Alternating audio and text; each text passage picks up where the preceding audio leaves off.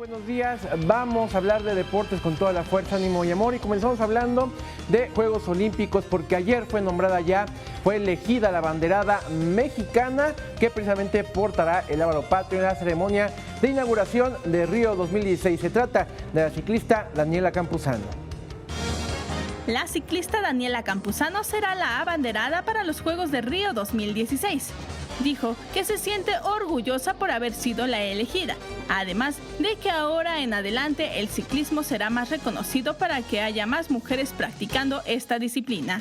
El jefe de misión de la delegación mexicana a los Olímpicos, Mario García, mencionó que la elección de la abanderada se debió a que ahora querían darle proyección a otro deporte, a pesar del gran historial de otras atletas como María del Rosario Espinosa o Paola Espinosa.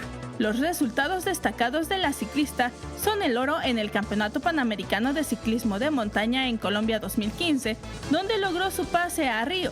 En los Juegos Centroamericanos y del Caribe Veracruz 2014, obtuvo el primer lugar y en los Juegos Panamericanos de Toronto 2015 se quedó en el cuarto sitio.